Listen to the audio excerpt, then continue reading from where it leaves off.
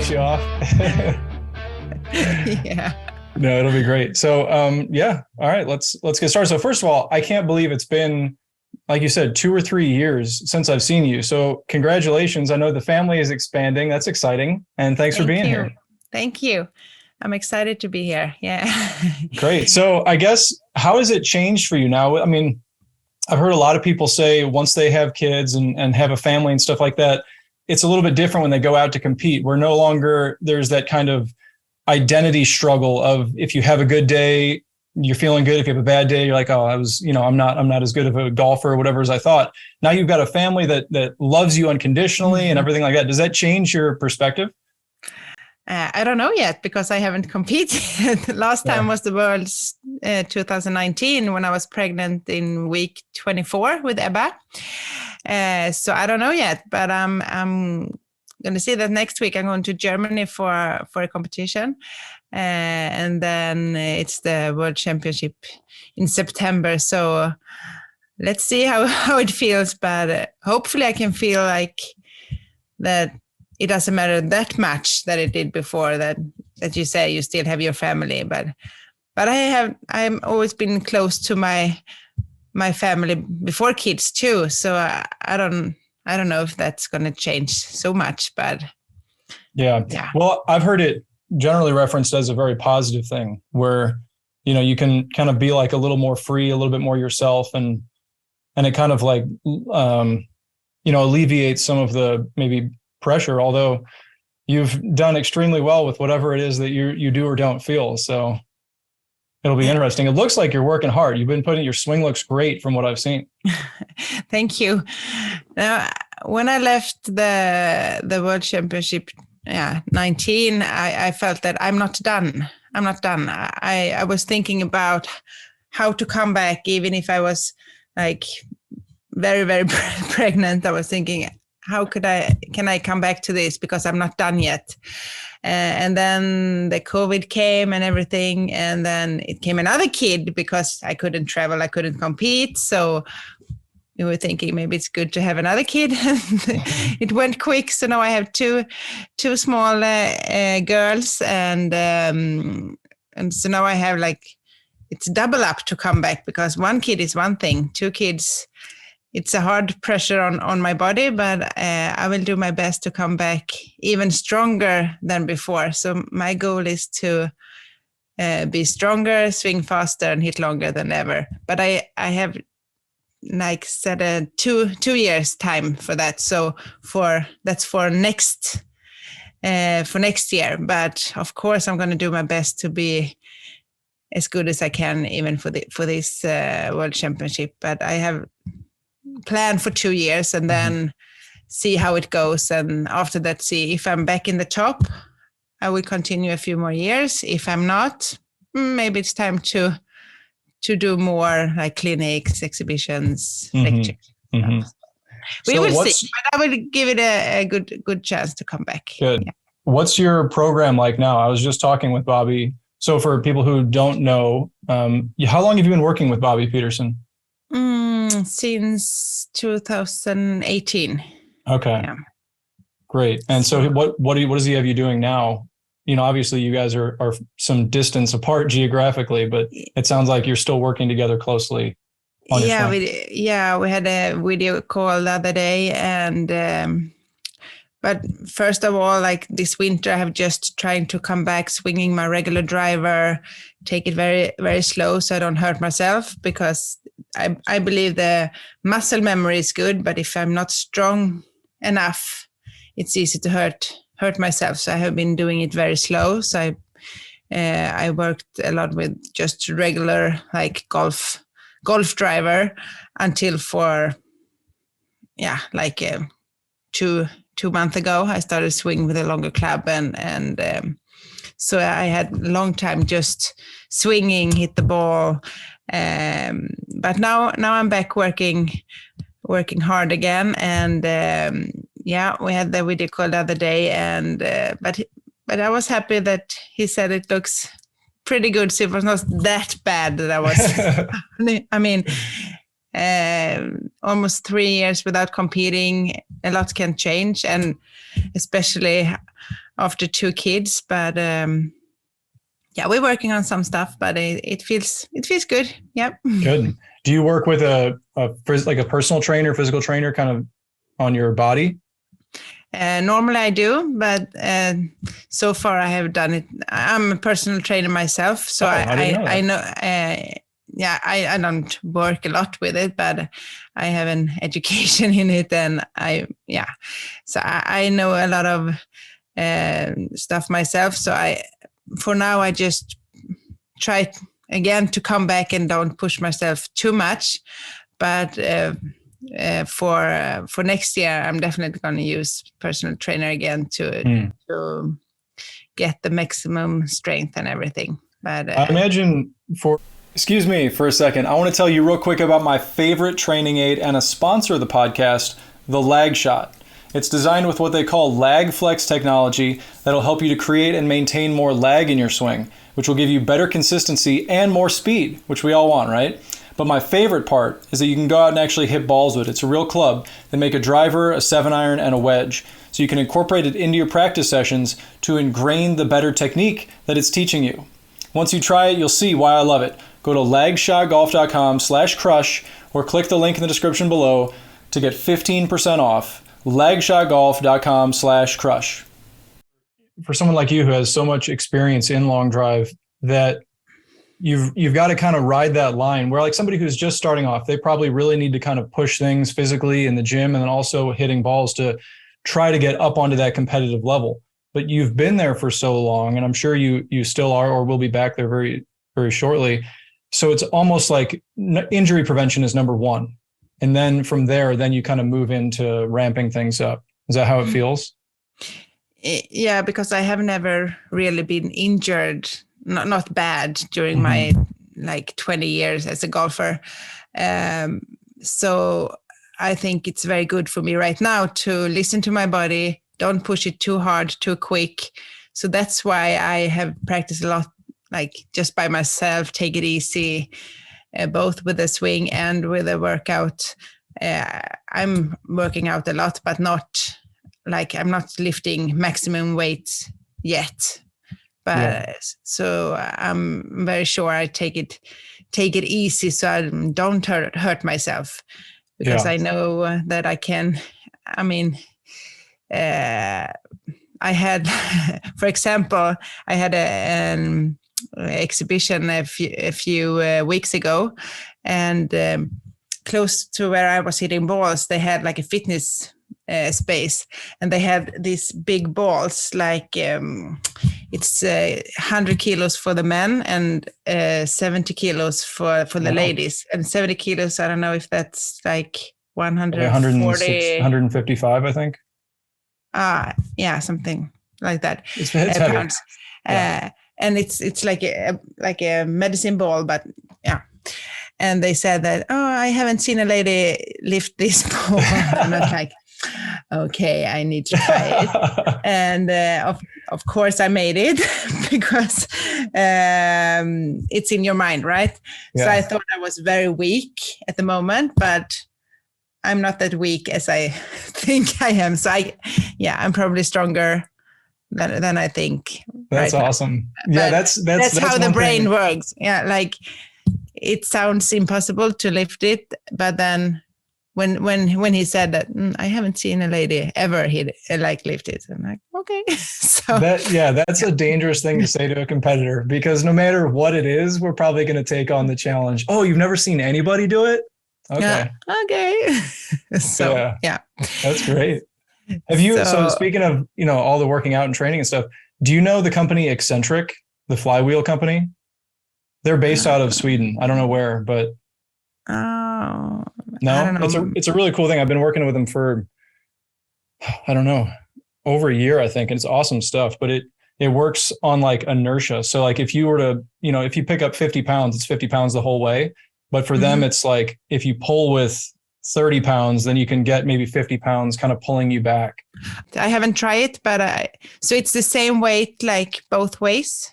No, it changes. Like however hard you pull, it'll pull you back a little harder.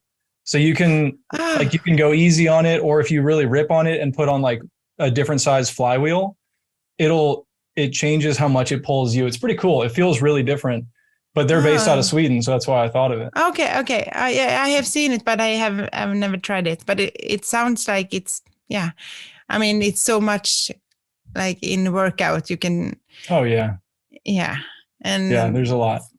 And I have been doing like different workouts my whole career. So, and I don't know, I think most of it works. It's just that you need to find what feels best for you. And as long as you work out and make sure you are like strong in your whole body, it doesn't matter exactly how you do it. I believe it's yeah. Well, for you to, like you said, a 20-year career and have no major injuries, that is very impressive, and obviously shows you know what you're doing, you know how to handle yourself, you're training yourself. So that's a big accomplishment right away. Yeah, I hurt my back once, but it was not from the golf swing. I had an event and it was a TV that fall behind me, and people said, "Oh, watch out." And I was turning, and I thought at the moment that I get the TV in my back, but it was just that the feeling, because it was, I don't know, what do you call it? But yeah, I moved too quick and I hurt my back. So I couldn't hit balls in like a month. So that was the first and only time I had a withdrawal from a tournament. That was 2018, yeah. But then I was competing again after like 6 weeks. So it was not that bad, but and it was not from the golf swing. So I don't count it like injury from golf. So yeah.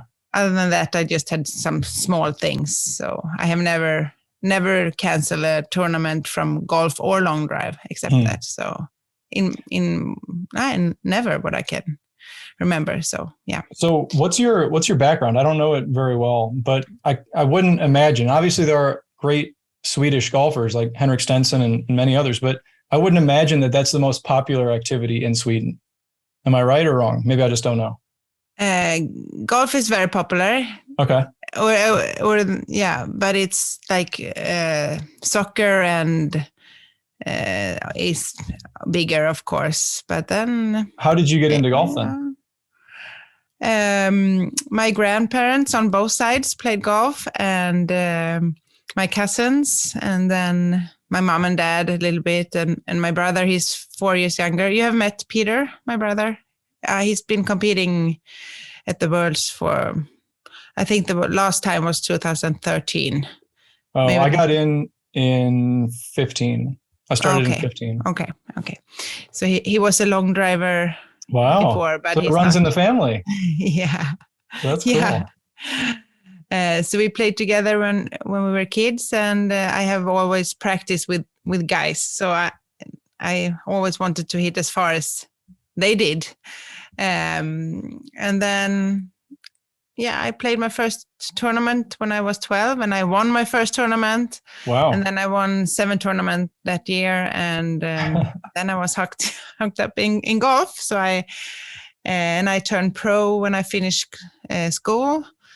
And I qualified to the Ladies European Tour my first year as a pro. I just went to the Q school to see what it looks like. And then I took I won the first step on the qualifying, and then I took my European Tour card. It was 2005 for the season 2005, and then I played on and off for 10 years on the Ladies European Tour, and also on the Swedish Tour and the tour just below the European Tour and South African Tour, and yeah, I've been playing golf all over the world. And then 2016, I decided to focus full time on long drive. And then it was the right time, because it was the same time that the sport was growing on the ladies' side with the televised event and the prize money and everything. So from 2017 until the COVID destroyed the sport, like for a moment. It was very good to change sport for me because golf I didn't play as good as I wanted on the golf course. And so I decided it's better to focus on what I'm good at hitting long, and it was a good choice because when it was televised, the prize money goes up, but also the sponsors. It was easier to get sponsors when it was televised and then people know more about long drive, and and I could take more money for my clinics and for my exhibitions and lectures and everything. So, but then everything like stopped with the COVID, and then I had my kids. It was a good plan with the kids because I couldn't travel anyway. But now, timing. But now I'm very excited about the future and pro long drive, that could be. So, what was the transition like for you going from really high level tournament golf into long drive? I'm guessing you always hit it far, but was it a big change? No, because I start with long drive. I did my first tournament in Sweden 2008. And I won my first event. That was fun. And then I did long drive for like many years just for fun. I never practiced for it. Just maybe I hit a few extra swings before the World Championship, but not much. I was focused on golf. So I had compete a lot of times before I decided to actually focus on long drive. So it was not, I was finished with golf because I realized that I'm not as good as I need to be. It cost me a lot more money than I actually earned on golf. So then I decided to give it a try with long drive, and then it was more and more event. And again, the prize money went up quickly there from 2017. So suddenly I could live off what I love. So that was very good. But now it's been like a few years with family time, and so now it's my goal to come back and live off long drive again. So we will see if it works. But this year is pretty cool, as you would know very well because you're going. The event in Japan to me sounds awesome. That sounds like an incredible trip, going over there, competing. I've never been to Japan, would love to go. But that's got to be pretty exciting coming up. Have you been there before for any events? Yeah, I was there the year we went to China for the long drive event. I went to Thailand for a week, and then I went to Japan after that. So I made like an Asian trip, and it was the same people that arranged the World Championship now. So they like hired me to entertain for their tournaments. So I was actually competing with the guys at that time, and I was doing some clinics, and they had like TV team, they had radio. I had my own like translator, and they took very, very good care of me. And they were talking about that they want to have the ladies World Championship in a few years, and they want to have the biggest purse ever. And I was excited about it, and I was thinking, oh, that sounds good. And then I went home, and I didn't think that much about it. But then here we are a few years later. So they hold their word, and I'm very excited. And they are very nice people in Japan, and good food, and it's going to be it's fun. Always great to see the excitement that the competitors bring. I think for as long as I've been watching long drive, so way before I got into it, they always had, and I'm blanking on the names right now, unfortunately, but there were a few guys that were like consistently competitive in the open division, and they would always bring so much energy and excitement to when they were hitting. And I love seeing that. So it's got to be great to actually be there and hit with them. It's going to be awesome. And, so when we went to China in 2018, I think it was end of 2018.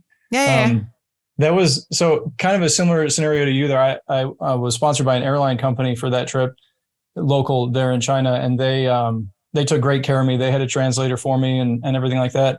I would have been so lost without that. I decided to kind of get my own place to stay there instead of at the resort. So I chose an Airbnb that was right by it. Mm-hmm. And I didn't know, but it basically was not finished being built. So it was a little odd going into it, and I get there and then I couldn't figure out how to get back to the hotel. And because I think I got in at like 2 a.m. to that area.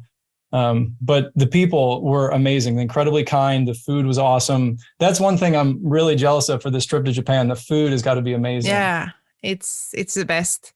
And, they cook the food on the table, and sometimes you sit on the floor. That's a little bit strange, but, and I remember I needed to stand up a few times during the dinner because my legs were sleeping. Like, not used to sit on the floor. So, but the food is very good, and the people are so nice. Yeah. Yeah.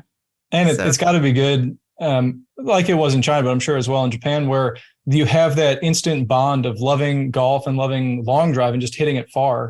Mm-hmm. So you're kind of instantly friends, which is really cool.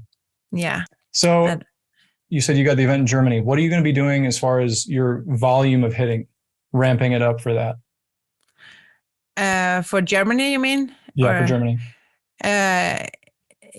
That's a smaller event, but it's a lot for just to have a tournament before the World Championship. But they said it's going to be a lot of ladies, because normally it's not that many ladies in that. It's the European Long Drive Games, I think the name. Okay. I never been to the event before, but they had a few events around Europe. So hopefully we are I don't know what a lot, maybe 10 ladies. I don't know. I haven't seen the list yet, but it's good to have to get the competition mode, and I think 2 of the ladies going to Japan, so that's going to be fun. Yeah. Do you monitor closely do you use a launch monitor and check all your numbers and stuff? I have my HD Golf Simulator here in my lady cave, that I call it. And then I have a FlightScope Mevo Plus when I hit balls outside. So, and I have a special program from Bobby now. So it's a lot of balls right now. Yeah. But then for next week, I'm going to slow it down a little bit and prepare for the event. Are you the kind of person that likes to look at all of the data and see all of that? I look at the most important, like swing speed, ball speed, some of the numbers, but not all of them.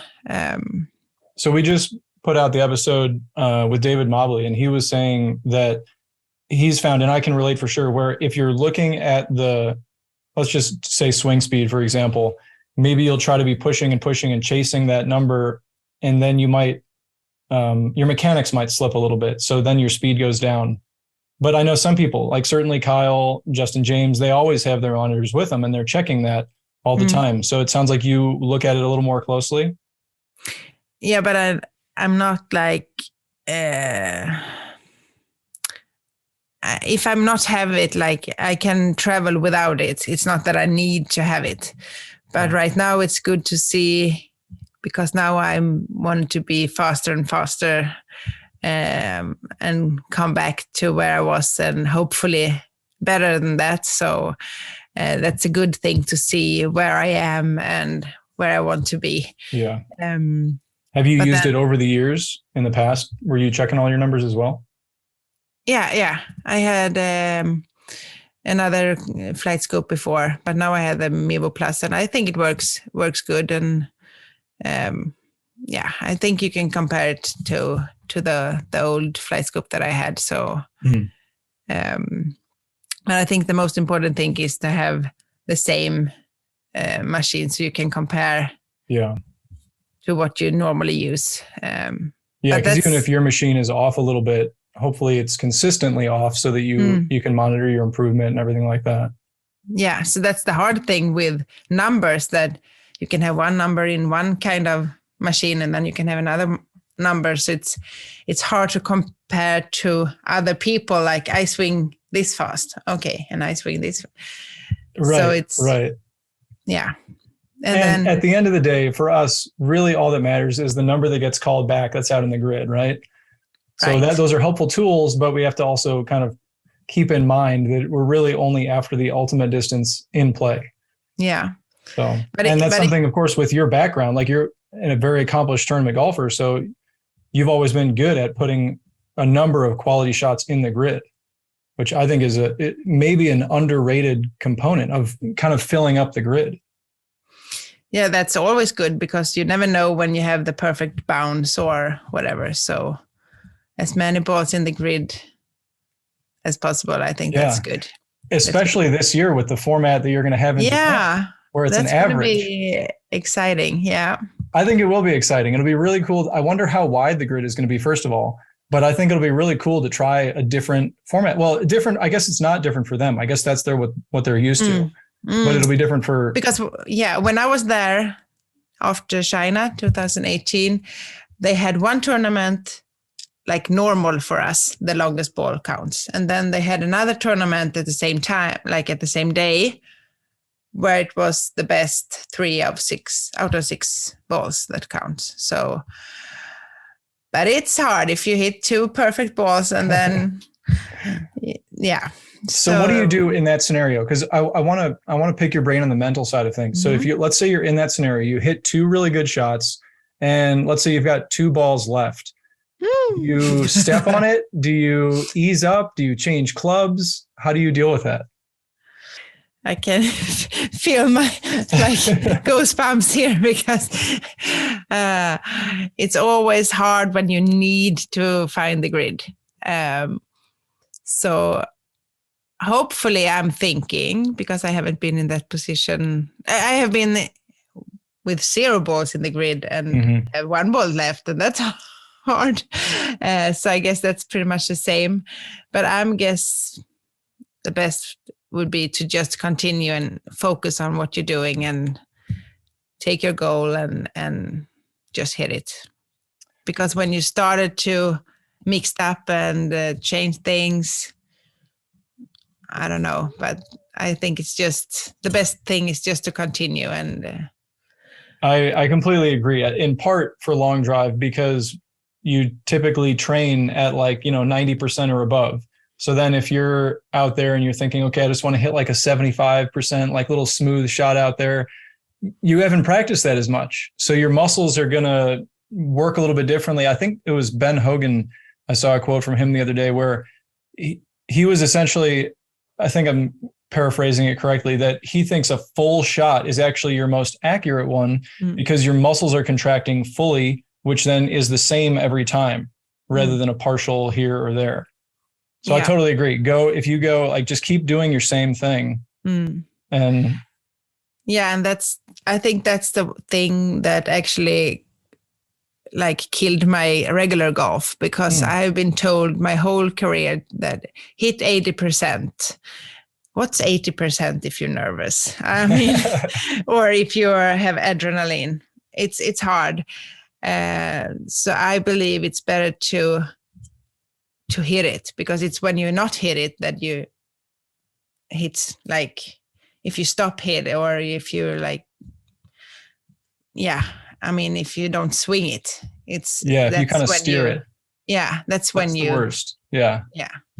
Hit it all over the place. So I think the best shot is the shot that you actually hit. But that's so for people who haven't competed or who haven't been in that similar scenario, if you're standing up there and you've got, let's go with the normal scenario where you just need to put 1 in. If you're on your 6th ball and you don't have 1 in, you've got a million thoughts going through your head. Should I change this? Should I hit a different ball flight? Should I aim over there? Because they're all, going this way or that. There's so much going on. And if you can, I did one of the podcasts was with a sports psychologist, and it was awesome. And he was talking all about routine. And so now my process, I'm sure in the past I've made those mistakes, but now my routine would basically dictate that I'm going to follow the same process and not really care if it's the 6th ball or the 1st ball. Yeah, I think that's the key, because when you start thinking, it's when you struggle the most. So try to just focus on the goal and on the target, and just swing it. It's easy Yeah. to say when you sit here, but I think that's the key to it. Yeah. It is. It'll be really interesting to see how it plays out with the 3 out of 6 average. Mm-hmm. But I feel like But with your golf background, it's you've got like a head start because of all of your experience doing that. Because when you play golf, you have one ball that you hopefully have for 18 holes. So Hopefully, yeah. yeah. So 3 is a lot compared to regular golf. So yeah, It is. And it's different as well, because like I've seen you in competition, like jumping and getting really excited and everything like that. So your adrenaline and all of your whatever is going on in your body is really kind of helping, I think, to get you in the zone there. It looks like you get pretty amped up. Yeah. Yeah. And the crowd and the music, I easy feel the adrenaline, and I have heard that not every people feel the adrenaline. So, but maybe all long drivers does it. But so I think it's different how you are as a person, if you have a lot of adrenaline in your body or if you haven't. But I'm that type that have a lot of adrenaline. So maybe that was one of the reasons that I didn't make it as good as on the golf course, because if you hit a very good drive and you walk through it and then you hit it like on the par 5, you hit it up on the green and then you can do it 3 putts, like, and you go away with your par anyway. Yeah. Because you are pumped up, or you have like a very, very sensitive, like flop shot or whatever. It's not good if you are pumped up. You need to.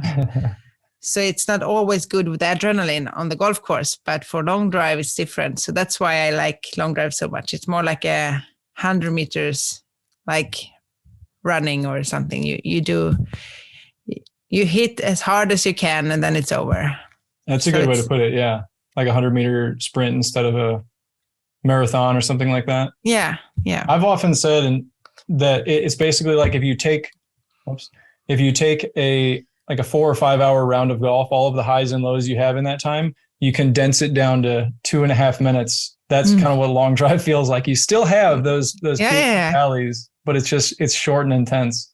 Yeah. And you don't have that like 4 or 5 hours to think. So that's the good part with long drive, that you don't have that much time to actually worry about things. It's just to do your thing and then it's over. Yeah. I probably should know this, but do you know in Japan, is it 2.5 minutes per set as well? I believe so. Okay. I think so. I don't know. I'm not sure, but I think so. Do you have a certain process of, knowing you've got X amount of time per shot, or do you just kind of go based on emotion and time it that way? I practice different. Right now, I haven't practiced the competition mode yet, but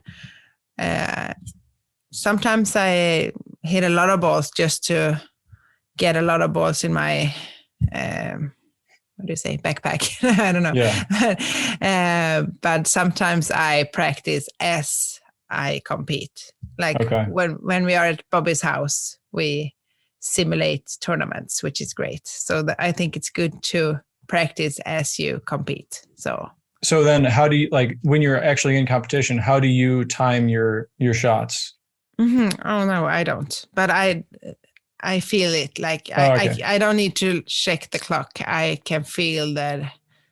I check it, of course, but I can feel like now I should have like 1 minute left, because you've done it a lot. Yeah. You know the feeling of what the pace is that you should follow. Yeah. And I'm not taking a lot of time on every shot. I always go back, take the target. But it's, if I don't need to change a lot of clubs, but normally I use the same club if it's not, very special or something. But so I'm not like worried about the time normally. So okay.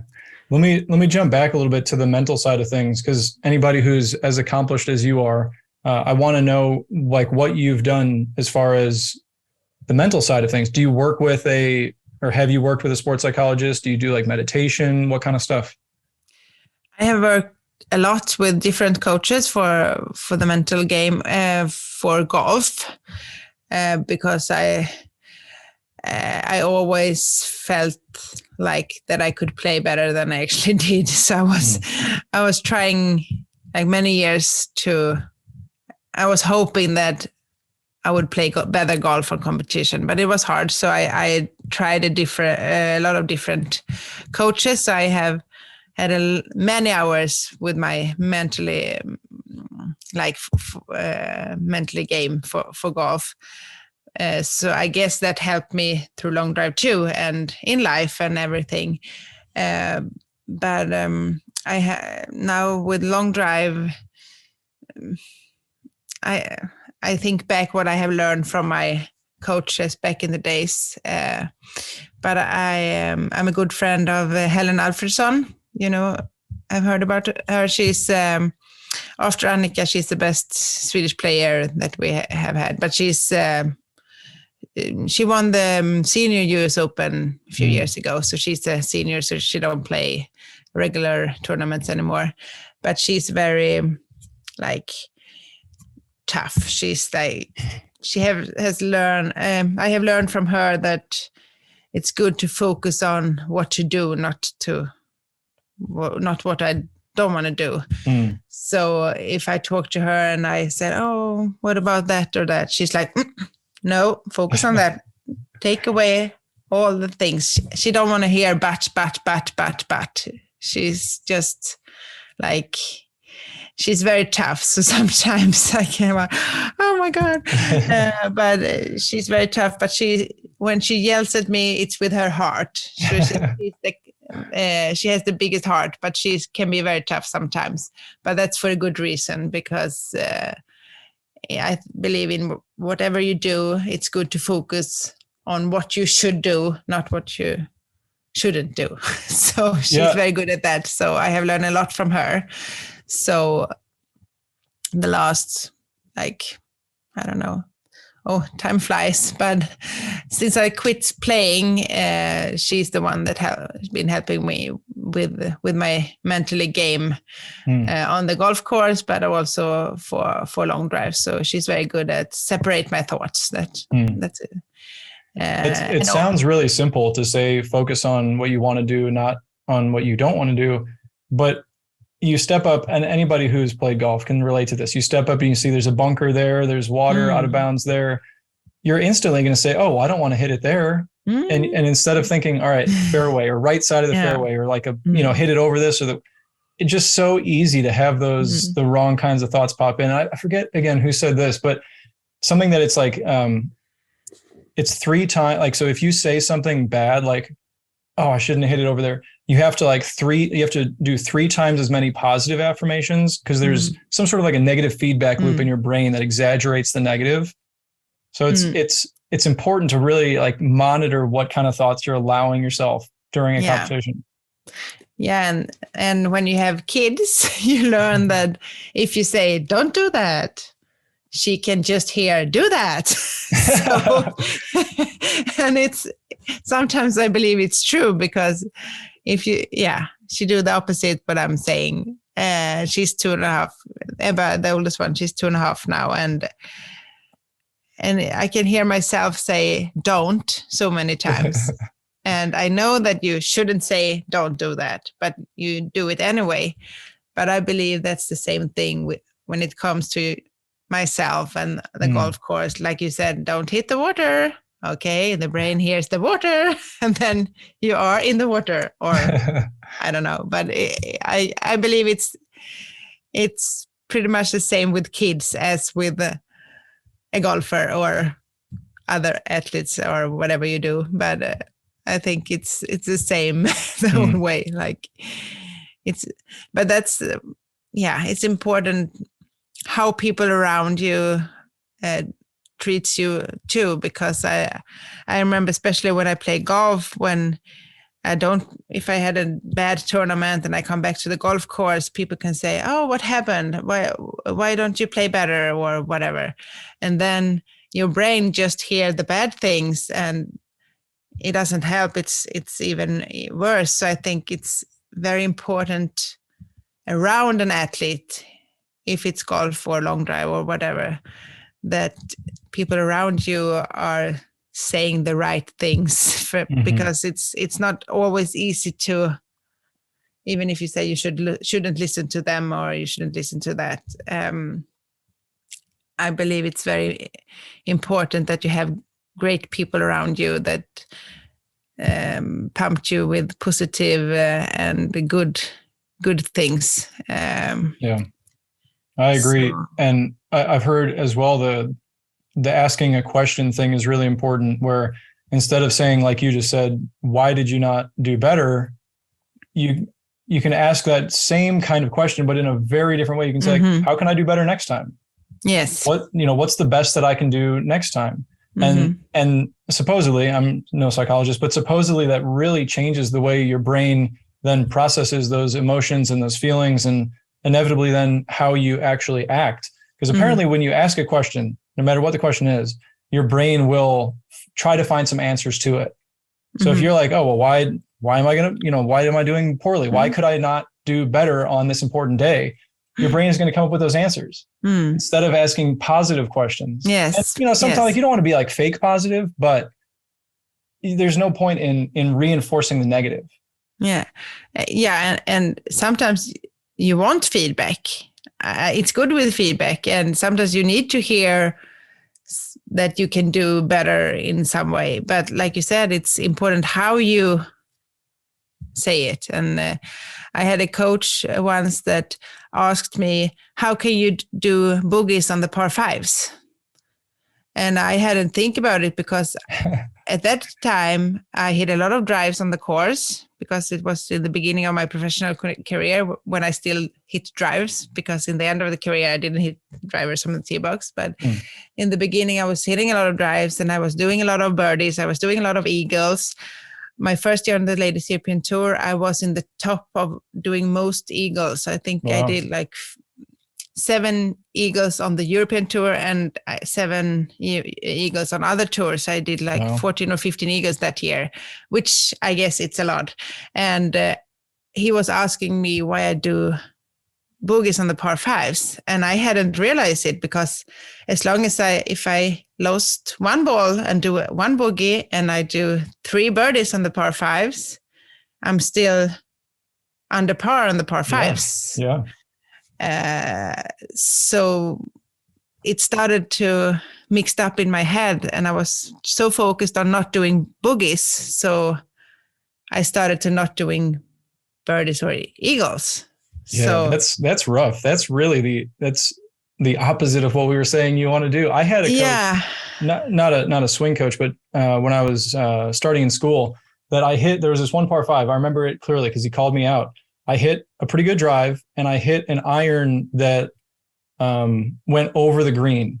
And he was like, why would you ever hit it on a par five over the green in 2? And I was like, well, I'm trying to hit it near the pin. Like I'm hitting an iron in and it just happened to carry, 10 yards or whatever. And he thought that was like unforgivable. And I just couldn't grasp that, because it's like you're trying to attack the pin and set up an eagle or do, something. And it's not like the ball went out of bounds, but he just thought that was terrible. And kind of the same way, like you have to attack the course. I'm sure, now with what we're seeing Bryson do and stuff like that, we're kind of seeing hitting more drivers and getting it out there is a good thing. And I wish, if I can think of one thing on my golf career, I wish that I had people around me that pushed me to hit more drives, because I was from the beginning hitting drives and I did a lot of birdies. Of course, I lost some balls on the way, but I didn't think that much about it. And then I started to play more safe, but I end up doing the same amount of doubles or bogeys and triples that before, but less birdies. And then the scores went the opposite way. So yeah. And what I would say about when you said you hit over the green, 99% of the people, I guess, couldn't reach the green and was 15 yards short instead, right? That's true. Yeah. So it's so strange how some people, they need to say something, but they sometimes don't think of, the consequences that it can give. Yeah. Yeah. And it is different as well from daily life to an athlete. I'm good friends with one of the caddies on tour, and he says that a lot of the players really run in a very tight circle. They only want to surround themselves with, like you're saying, positive people who challenge them to be better in a good natured way. So it's really important for an athlete, but obviously for daily life as well. Yeah. And also, I'm very happy that I always had and always have or still have my family around me that always support me. And that's another thing that, like my dad, he likes to travel with me, both in golf and long drive. And his friend, they said, you need to cut the, what do you say? In Sweden, you say the thing like, when you're born, you get the... Oh, like the umbilical cord? I guess that. cut ties, like be your own. Yeah, the meaning that his friend said you need to cut, like, let Sandra do her thing on her own. Yeah. But I'm very happy that he and my mom and my brother and my husband and everyone around me always support me, because without them, I wouldn't be doing what I'm doing today. So it's very hard when you hear people like telling the kids that you can take care of yourself. Sometimes that's good, but in sport, I think it's important to have, if not family, but anyone that actually supports you all the way in when you play bad and when you play good. And I'm very happy that I have very good support from home. Mm-hmm. And so I think it's good to have people around you that support you. It not necessarily need to be family, but at least people around that support you, not only when you play good, because you need support all the time. So when I do my lectures, I always say that I'm happy that I have and always had that support. And in other sports, you have a team, you have coaches with you all the time, but in golf, you practice most of the time by yourself. So it's not always easy to be a golfer or long driver, because you are a lot of time by yourself. So for sure, I think long drive is a little bit nicer in that way. Like when we go to Bobby's and train with other people at the One Stop Power Shop, we're there, we're friends, we're all pushing each other. That's the best. But there still is a lot of time in golf or long drive where you're just by yourself. Yeah. And it takes a really strong mind to, focus on the right things, not focus on the other things, and push through and make progress that way, because it's so internal and so individual. But it's also, I think it's really good just kind of like for, I guess I would say, character development or something where internally you're kind of building up those, like, I don't know a nice way to say it, but like battle scars where you're getting tougher. You're learning about yourself and how to handle difficult situations. Yeah. And with all the travel, you learn a lot too. I have friends that never had left the country. I know that there are US people that never had left the country, but that's different because the America is so big. I mean, Sweden is a very, very small country. And I have friends that never leave the city, technically. The golf and long drive has learned me so much, because I have been travel so much, and you meet so many different people and see so many different countries and cultures, and so that's one of the great things about it. So let me shift topics a little bit and ask kind of about your daily life. What I know it'll change now when you are getting more ready for competition and stuff, but over your career, if you had to say kind of average things out, how much of your time is practicing? How much is working out? How much is other daily life and family stuff? How does that all play out? It's been different from golf to long drive. Before, when I played golf professional, it was so many hours on the golf course, because even if you practice 10 hours or 15 hours, it was hard to be to feel that you were done. You can always feel like it's always someone that practice more. So that it was hard for me when I practiced for golf to feel the feeling of, now I'm finished practicing today. Now I'm done with everything. That's easier with long drive because you can't hit balls. I mean, I can't hit balls more than 1, maximum 2 hours a day, because after that I'm done. And then I can go to the gym, and then I do my thing there, and then I'm done. And then I work with my other things with my company. I do everything. I don't have a manager or so I do everything myself. So it's a lot of work. It's not just the practice. It's a lot of work around too. But so it's not that many hours practice for long drive, but it's harder practice, like hitting balls as hard as you can. It's different than doing 2 hours putting, of course. but it's easy to feel that now I have done what I should done today. I can, but I have always been very good at taking some days off to be with my friends and my family. And so I think that's important too. So you don't, like, for me, it wouldn't work to just, like, when I play golf, it was very important to do other things, because if you just practice, play, for me, I don't know. I know people that don't have that much social life, but for me, it's always been important to have the social life around. So it's been very hard the last 3 years when I haven't traveled. I haven't seen my friends.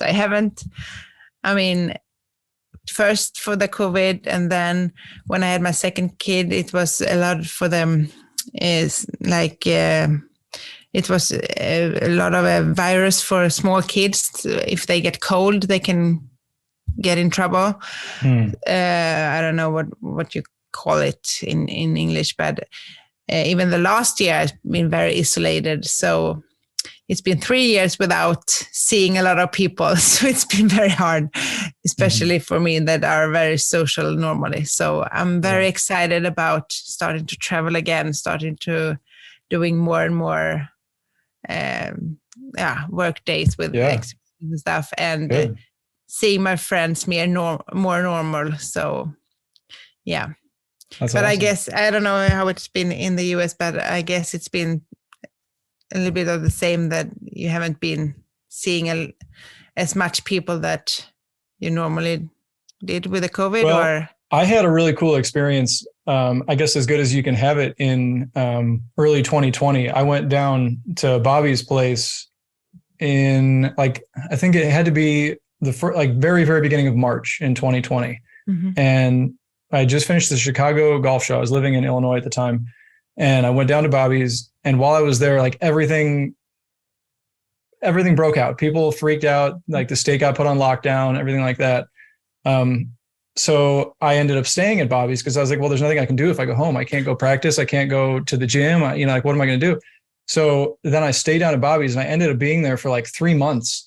And it turned out to be an awesome experience where he and I got to spend a lot of time together. Kyle came in for like a month, I think. Colton came in for quite a while, and it ended up being really cool. And that was kind of the most intense portion of it.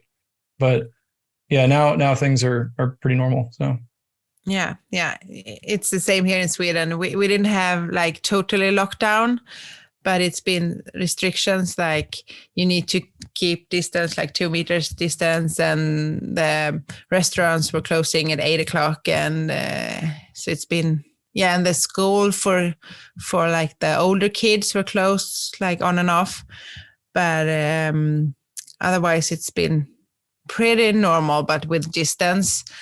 But people has been told to work from home if they can. And so my husband, Simon, he's been working from home like for 2 years, which have been great with the kids and everything. So, but did you have the lady cave built? back in 2020? No, we started. It was finished last summer, a year ago. Okay, yeah, nice. So we started at the end of 2020. Yeah. Okay. Because I realized when I get pregnant again, I realized that if I want to do a comeback, I need to practice at home because otherwise it's going to be hard. And I'm very happy about this now, so I can practice like 12 o'clock in the night if I want to. Yeah. So yeah. And that's great. That was like the first thing that when I went down to Bobby's, because I could always go to a golf course here or there or here, I guess now, but when you're at Bobby's, you can practice any time you want and any conditions, like rain, doesn't matter. So same deal there, right? You're inside, so you can do whatever you want. But today I was practiced outside. We had like today and yesterday was the warmest day of the year. And in Europe right now, they have like the warmest day ever in different parts.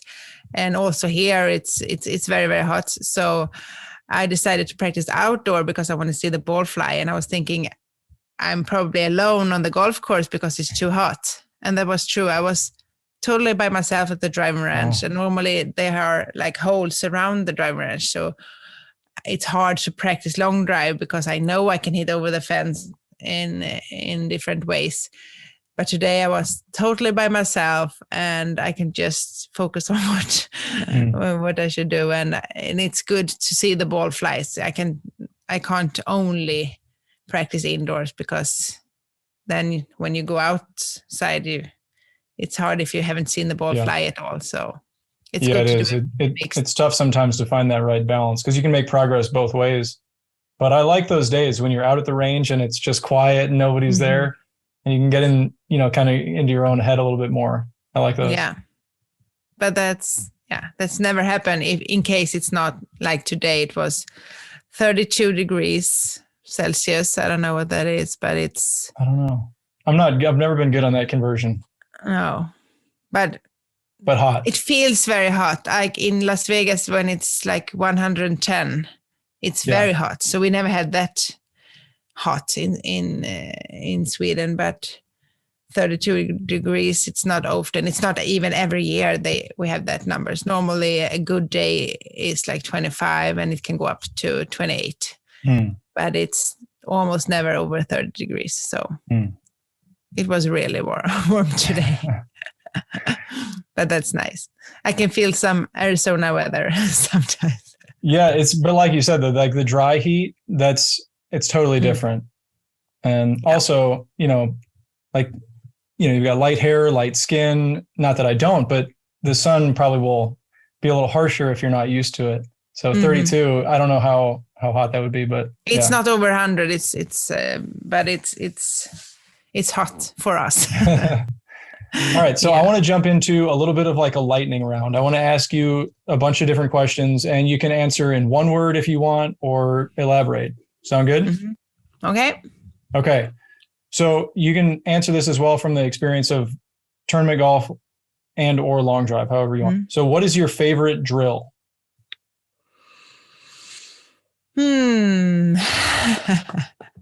That was hard because that's a little different for golf to have the good ball strike. I use a tee in front of the ball to get the good contact.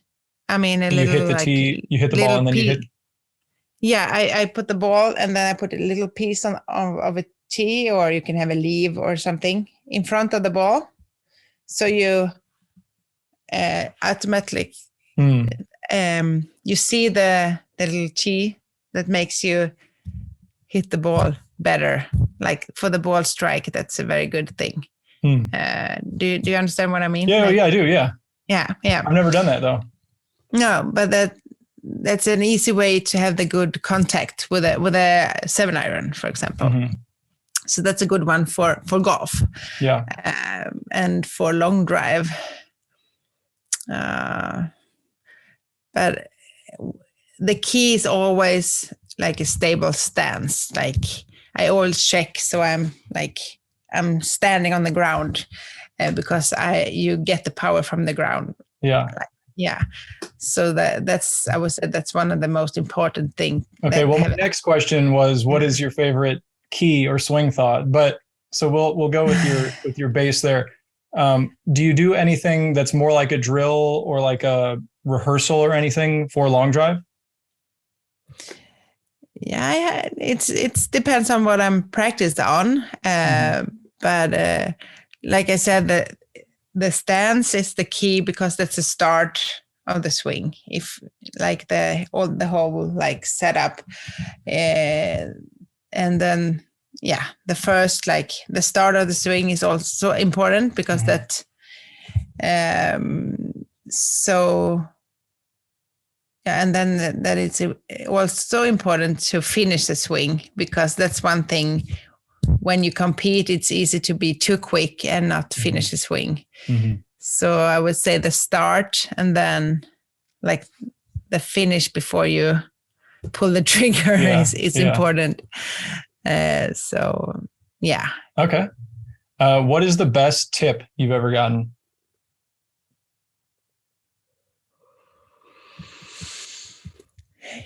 Yeah, I would say that's from Helen Alfredsson, to focus what to do instead of what not to do.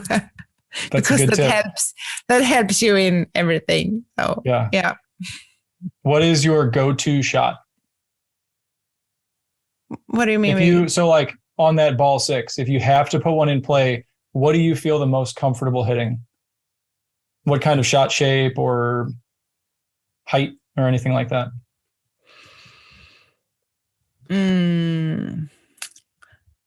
That's hard because I always, like, depends on what conditions. I start, like, if it's a lot of wind, for every shot, I think of the safe shot. Like, the most important thing is to find the grid. If you don't find the grid, you don't have like a chance. So I believe that I decide when I come to the tournament or that day, okay, what's the wind today? What's the conditions? And then like we talked about before, it's important to have a plan. And then I try to stick on the plan. And if I haven't hit draw all day, I wouldn't start hitting draws the last ball. So, okay, yeah. Good answer. Yeah, because for long drive, like when I play golf, I like the little fade. Okay. Because that doesn't go away. It's a fade normally stopped, and even if I'm a little bit in the rough, it's fine. A big draw can be more trouble on the course. So when I play, I like the high fade. But for long drive, it depends. A high fade can be very good if the wind is blowing from behind, but into the wind, I wouldn't say a high fade is the best shot. So it's all depends on the conditions. So no, I don't have like a favorite shot for long drive. Okay. Maybe I should have, but I don't. No, I like your answer. What is your favorite long drive memory? One moment. My last World Championship when I won 2017, because that was so much bigger than before. It was televised, it was live.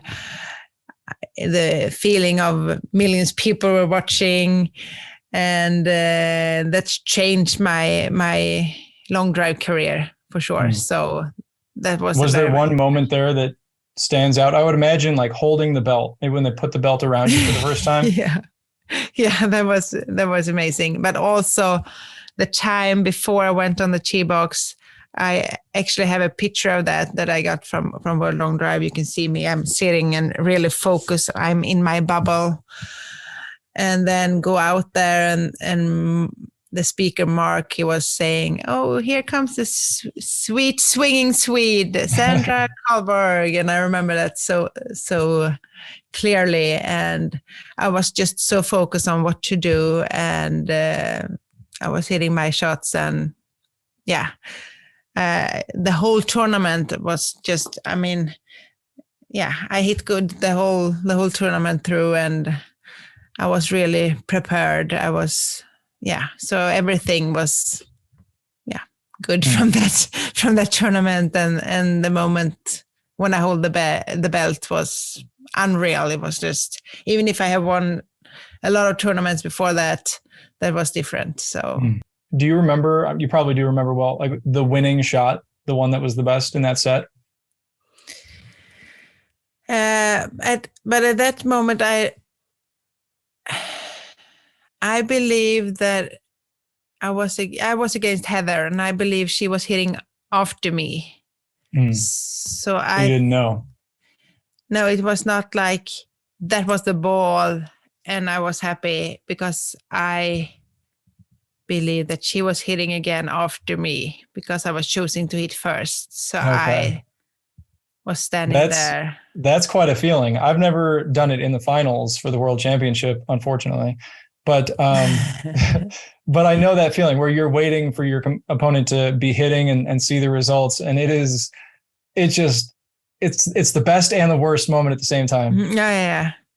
And it's hard waiting. And then it's hard to be happy when someone else don't make it. You know what I mean? I think if I'm in the final again and I can choose, I believe I'm going to choose to hit last, so I can have the feeling like, yay. Yeah. Like a walk-off shot. Yeah. You just hit it and done, and Yeah. All right. Next question. What is your favorite, and I didn't know you were a personal trainer before this, so what's your favorite exercise for golf or for long drive? I love the medicine ball, like throwing in the wall, like, so you get the movement. So that's absolute my favorite exercise. And then you can hit, like, throw the ball as hard as you can in the wall. But I'm not allowed to do that in these walls because Simon says it's going to like creak. Like, don't throw any balls in the wall here. But I do it at the gym, and I believe that's because it's like a golf swing, but you can hit, like, you can have a heavy ball, very heavy ball, and or you can have a lighter ball. And you can do different kind of, like, throw the ball different kind of ways. And that's something I've done medicine ball stuff, but I've always tended toward the heavier ones just because I was like, oh, well, I'll get stronger. But it sounds like there's a really good, from the different studies I've seen and a few different trainers, that you do want to throw a lot of light ones as well, because you're just working in different, force velocity curves. And I always, unfortunately, tended toward the heavier side. Well, not unfortunately, because I think there's benefit, but I can optimize my training more by going light as well. Yeah. So I think a good mix of light and heavy balls are the best. Okay. But it's, so that's my absolute favorite exercise. Yeah. What is the best tip that you could give to somebody who wants to hit the ball further? Hit it, because most of the golfers don't hit the ball. They are swinging soft. They are swinging safe. They said it's better to hit fairways, of course, but if you hit it, you're not going to hit less fairways. I think you're going to hit more fairways, because it's when you don't hit it, you miss fairways. So hit the ball. Don't be afraid to hit it hard. That's a great answer. And finally, why do you want to hit it further? Why do you want to be a long driver? Kind of what's your motivation there? What's your why? I have always liked the kick of hitting a good drive. Like, since I was a kid, it's nice to hit a long drive. And I feel like long drive is the rock and roll of golf. And we're talking about the adrenaline. I love the adrenaline kick. And it's just so much fun to hit a golf ball as far as you can. And it's fun on competitions where you practice on something, and then you realize that you can hit even longer in competition, and you can use the adrenaline, and it's so much fun, and I just love it. And that's the thing that I felt when I went home from the last World Championship when I was pregnant, and people were asking, are you done? And I was thinking, no, I'm not done. I had the feeling that I definitely not done. I want to do this more, and I want to come back, and I want to compete again, not being pregnant. So I'm very excited to the future. And I believe Pro Long Drive is doing a very good job for the sport. So hopefully it's going to continue growing on the ladies' side too. So, and it's a lot of new ladies. So I'm very, very excited about that too. So, I just love long drive. It's simple. It's as simple as that. So well, that's a great answer. Yeah, and but then I realized that if I'm not I'm going to give it 2 years, and then I'm going to see after next year. If I'm not feeling that I can be back in the top, maybe it's time to realize that, okay, maybe it's time to focus on the other part of the thing that I also love to entertain, to show people how to hit long, to do. But in the same vein of the mental stuff we've talked about, why don't you worry about, in 2 years, why don't you worry about that then and just focus on doing your best now? But no.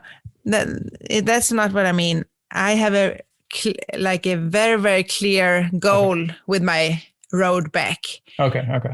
My goal is to be my strongest me in 2 years after my latest kid. So I have a little bit more than one year left. And my goal is to be stronger than ever, hit longer than ever, swing faster than ever. And that's a very clear goal.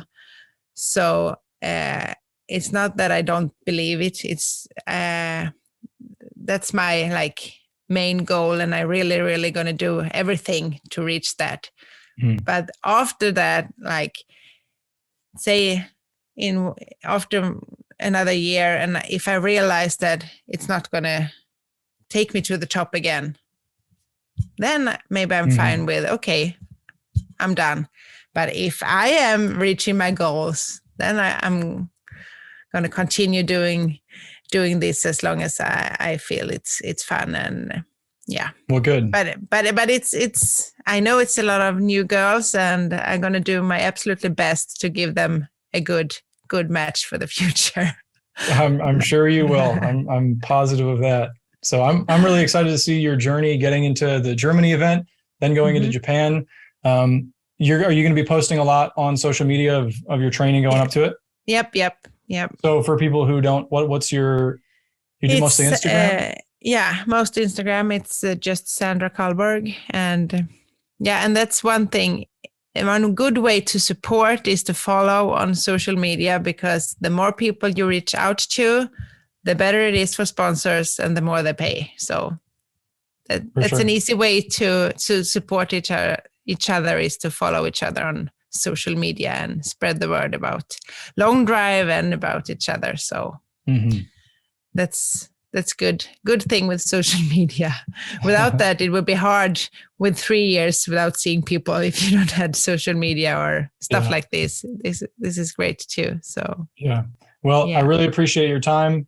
And like I said, I really am looking forward to watching your journey. I hope you and I can compete in the same venue in not too long. I don't know when that'll be, but I'm looking forward to it. It feels strange. We have talked about me for over an hour now, and you're in the same seat.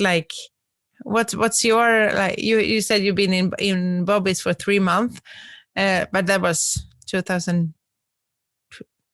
You said. Yeah. What have you been up to the last? So after that, because there was a lot of stuff up in the air, the PLDA had not been formed yet at that point. I got back into the tournament side of things. I played in college and played some mini tour stuff. And then I got into long drive in 2015. So then at the end of 2020 and for the first kind of half of 2021, I was doing Corn Ferry qualifiers and mini tour stuff with kind of mixed results. It was, to be honest, and even now I have an event coming up, a tournament. And it seems like in the past few events, what's happened is I'm playing well, and I'm genuinely excited about the progress that I'm making. And then I have one bad hole, and it you have to shoot 5, 6, 7 under to qualify for these things. And if you have one bad hole, you're done. So I'm, trying to remove the bad as much as I'm trying to get better in every category. I'm trying to minimize the possibility of a really bad time, like on one hole or one shot. But I've been doing as well for most of the last PLDA events I've been competing in. And I had an injury in the start of 2020. So it's been kind of like a bumpy road, but generally right now, trending upward. I'm getting faster and my scores on the course are getting better. So you do both still? Yeah, still do both. I've got, I think 1 or 2 more tournaments and then back into long drive for the Utah event and for the World Championship. And, just kind of like allocating my practice time where I'm still trying to get faster, still pushing all the speeds and everything. And then I'll just do more short game and touch shots and stuff like that around the tournament side. But yeah. Sounds like you are busy.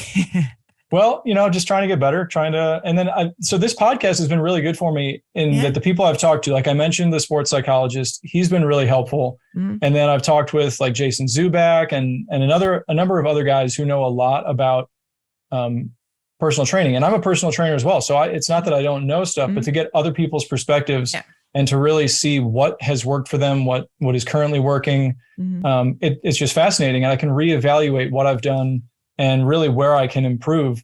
And there was recently a post that I saw that TPI put out where they were saying that there are some athletes that they're swinging like at this speed, but they have the physical capability to be up here. And then sometimes there are people that are really maxed out. And all of the testing that I've done would indicate that I've got that room. So then exactly how to fill that gap and maximize my potential. It's a fun process that I'm going on right now. And it's fun to see the results as well. So I'm looking forward to the next few months of competition on both sides. So, exciting. Yeah. And that's the thing when we talk about like workout, like I said, the last year I have just focused on coming back, like feel the body and not push it too hard. But then like for the next year, I love the thing that like pushing myself harder than I can do myself. So I think it's very good to have a personal trainer and someone that actually maximize, like you said. So you see that you are using your body on the right way to maximum your speed and everything. So I think it's good, even if you know a lot by yourself about training, it's always good to have someone that helps you out to maximize and see and push you a little harder or whatever. So yeah. Do you have anyone around you who's also does long drive? No, not right now. Okay. So that Emil Rosberg, he's living like an hour from me or half an hour. But I don't know how much he's going to compete this year, but we were doing some practice together before, but he works a lot. He's a coach and he works on a golf course. So, but otherwise it's not any active long driver close by. So, so that's the thing with Bobby's. I love being there. I wish I could be there more. So yeah, it's great. That environment is hard to replace. Yeah. So. I remember 2019, I was there like 3 times, I think, during the season. It's so good to just be there a few days and focus on practice like all day. And the only thing you do is practice, sleep, eat, rest, practice, sleep, eat, rest. I was thinking the other day, and maybe Bobby could take a guess at it, but I was thinking, how many drives has he seen in his life? It's a ridiculous amount. Yeah. I remember one time I was there. It was too hot outside, so we were practiced a little bit outside, but then we went into the simulator, and I was hitting, and he was sitting there, and I don't know how many balls, but it was a lot over 100 balls I was hitting, and he was just sitting there and watching, and said something in between, but I was just thinking, how can he have patience to just sit there? And then after me, it was another guy up hitting balls. But how can you? Yeah, that's amazing how big his interest is in everything around the swing. And And so when you go and you're hitting or I'm hitting or anybody's hitting, he has such a big, I keep bumping the microphone. He has such a big, amount of shots he can compare it to. So maybe he's seen you swing a certain way and seen somebody else swing another way, and he can instantly say, oh, well, what if that were a little different or here or there? So he's got this really big frame of reference. I'm blanking on the words I want, but he can compare a lot of stuff. And I think that's really helpful to get the insight on all of those different levels. Yeah. And then he knows so much. So I can just call him and I said, I'm struggling with this. And then he said something and I can totally trust it. Like he has seen so many different swings and so many shots in his life. So he knows what he's talking about. So, yeah. Yeah. I would, how they have like when you're hitting on Flight Scope, they have like, here's shot 1, here's shot 20, and they give you the list. I'd like to see Bobby's list. It's got to be millions of shots. Yeah. That'd be fun to see that. Yeah.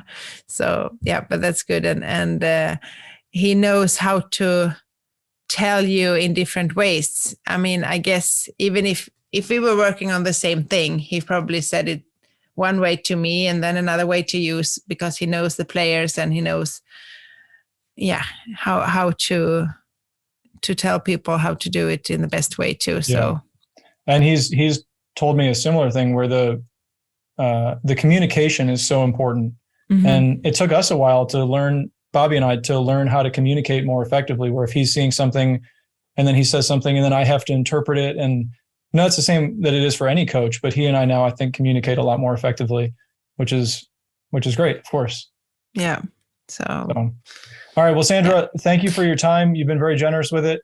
I know it's late. Thank you. It was fun. Like I said, it's not that I'm going to, I can talk forever. So it's fun. I'm very happy that I get this opportunity to talk, and I hope to see you soon. Maybe not this year, but hopefully next year.